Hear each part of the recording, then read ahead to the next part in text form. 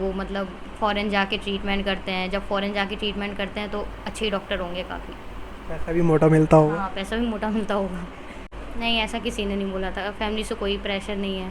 Centre में हम थे ना, उधर पे थोड़ा क्वेश्चन पेपर लेट भी मिला था और एक्स्ट्रा टाइम हम लोग को प्रोवाइड भी नहीं करा गया था।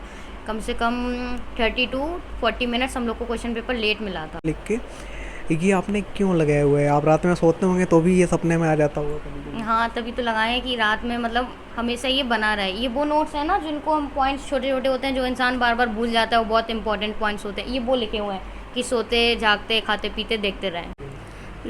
Physics, chemistry, bio. बायो को बच्चे पहले ज़्यादा टाइम देते हैं क्योंकि बायो थोड़ा इजी होती है और स्कोरिंग होती है, लेकिन मैं फ़िज़िक्स को देती हूँ क्योंकि मेरा फ़िज़िक्स ज़्यादा वीक है।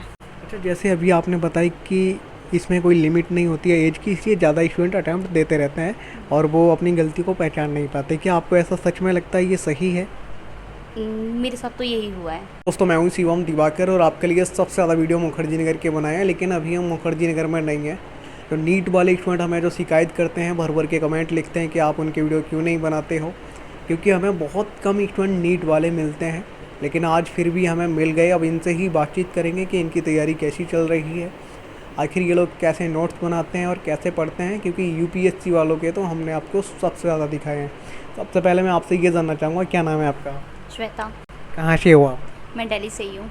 और आपका नाम क्या है? हर्षा, आप कहाँ से हो? कानपुर।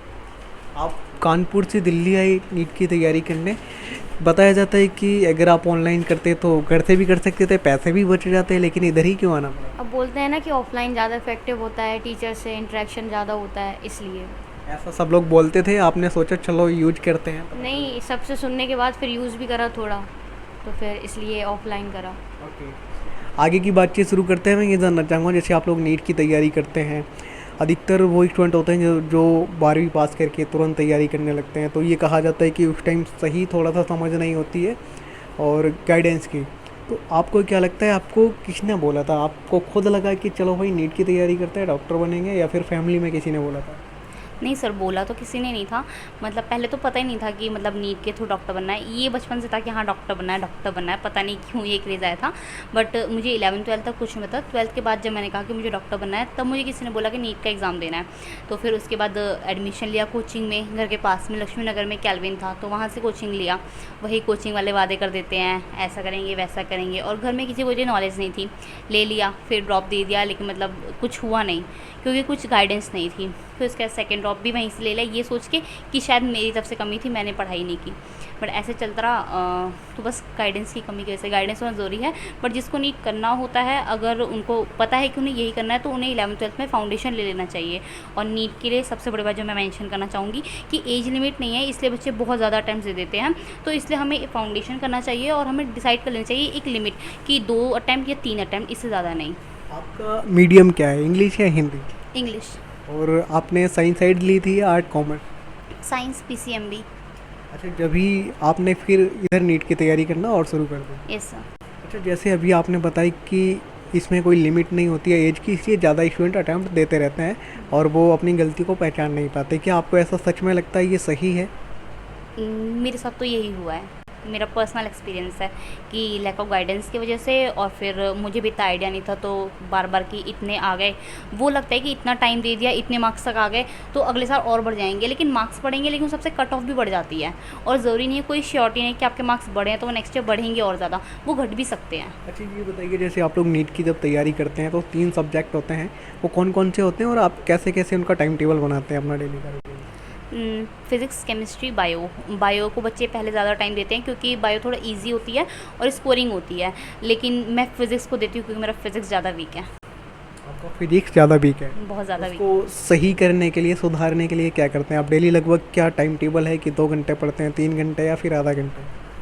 ऐसा ज़रूरी नहीं है कि मतलब कि टाइम के हिसाब से ऐसा होता है कि एक मतलब कि एक दिन का टाइटल ले लेके इतना करना है, तो उसको जितने भी टाइम में वो कंप्लीट हो जाए। ओके, मैं अब आपसे ये जानना चाहूँगा, जैसे कल जो एग्ज़ाम हुआ था नीट का, क्या आपने वो दिया था या नहीं? जी, दिया था। उसका क्या अनुभव रहा? थोड़ा नए स्टूडेंट के साथ में शेयर कीजिए कि कुछ गलतियाँ हुई या नहीं, या फिर एकदम सही हुआ? नहीं, सही तो नहीं हुआ, सिली मिस्टेक्स काफ़ी होती हैं जल्दी-जल्दी के चक्कर में।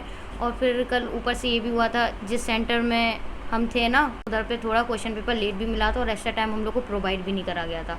कम से कम 30 to 40 मिनट्स हम लोग को क्वेश्चन पेपर लेट मिला था। अच्छा, इस चीज़ का दुख तो लगभग सभी स्टूडेंट को होता है कि हम लोग पूरा 1 साल तक तैयारी करते हैं और जब एग्ज़ाम सेंटर पे जाते हैं तो क्वेश्चन पेपर लेट मिलता है या फिर सही टाइम पे नहीं मिलता है। अगर आप लोग डिमांड करते हैं तो आप लोगों को डांट के बिठा दिया जाता है।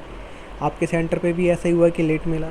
हाँ, लेट मिला था, पर ये था कि डांट कर नहीं बैठाला गया था। ये बोल रहे थे क्वेश्चन पेपर देने से पहले कि एक्स्ट्रा टाइम आपको दिया जाएगा, पर दिया नहीं गया था एक्स्ट्रा टाइम। कौन सी जगह आपका सेंटर गया? Vivekananda public school, B block, Anand Vihar. तो अब आप फिर से नेक्स्ट ईयर के लिए तैयारी कर रहे हैं? हाँ, करेंगे तो, अगर रिज़ल्ट अच्छा नहीं आया तो। अभी तो अच्छा, ये बताइए आप लोग खुद को मोटिवेट कैसे रख पाते हैं? क्योंकि आप लोग 12th करके आते हैं और उस टाइम इतनी सोच समझ होती ही नहीं है, तो कैसे खुद को मोटिवेट रख पाते हैं? क्योंकि घर से भी काफ़ी दूर होते हैं, फैमिली के कोई लोग साथ नहीं होते हैं, क्या करते हैं मोटिवेट रखने के लिए? अब वो एक रूम में अकेले रह रहे हैं और बगल में बुक्स हैं, तो कुछ मोटिवेशन तो होता नहीं है। ये लगता है कि हमें और बुक्स हैं तो बुक्स ही पढ़ेंगे और कुछ तो करेंगे नहीं, तो बस ऐसे ही होता है।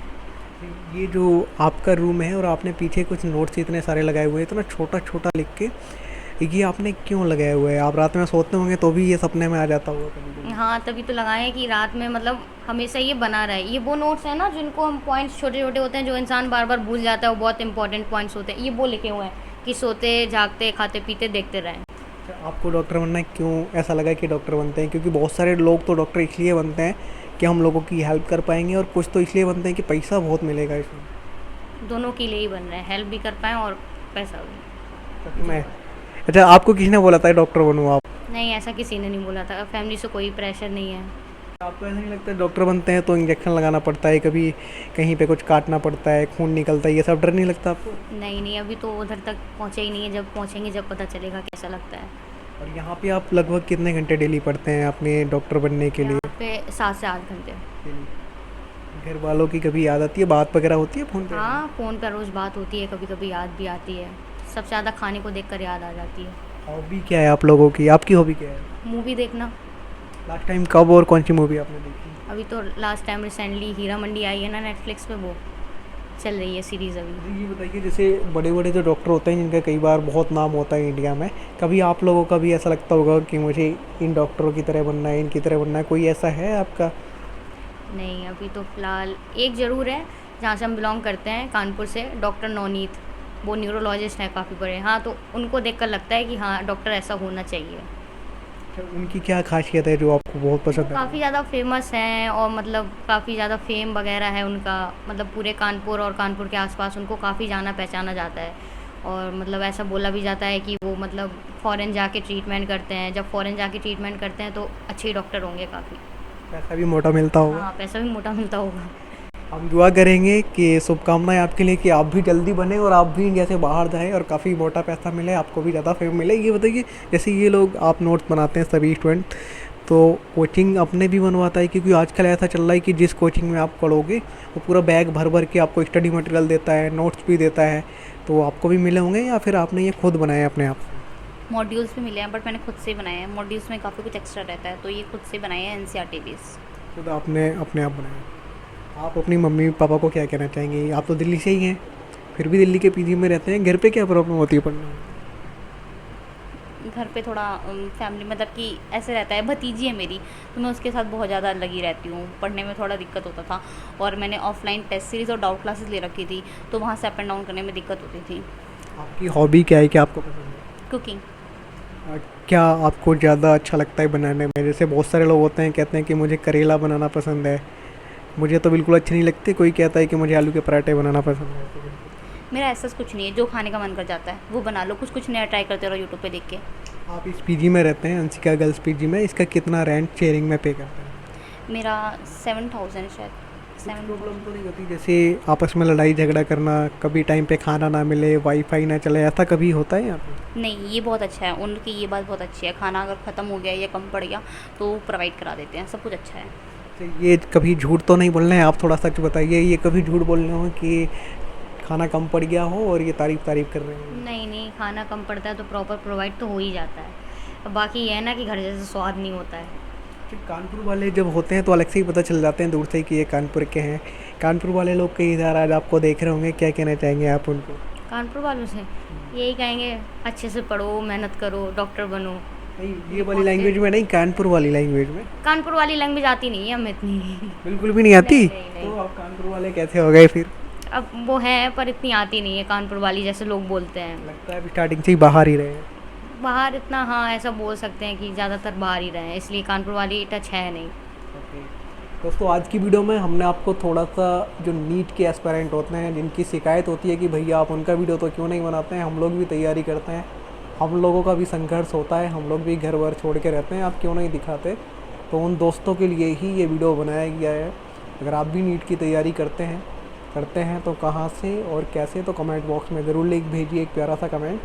नेक्स्ट टाइम अगर आपको ऐसा लगता है कि हम कोई और सवाल पूछना भूल गए, वो ज़रूर पूछेंगे। ये 2 छात्राएं थीं जो अपने घर से काफ़ी दूरी पर रह कर के तैयारी करती हैं। कभी ना कभी ये लोग भी डॉक्टर बनेंगे, लेकिन शुरुआत में मुझे बस यही सुनने को मिलता है, जब आफ्टर 12th के बाद में तैयारी करते हैं तो कहीं ना कहीं गाइडेंस की थोड़ी सी कमी होती है। जिसको सही टाइम पे सही गाइडेंस मिल जाती है वो लोग जल्दी बन जाते हैं। इनके लिए हमारी ढेर सारी शुभकामनाएं। मिलते हैं आपसे किसी और वीडियो में। ये वीडियो देखने के लिए आपका बेहद शुक्रिया।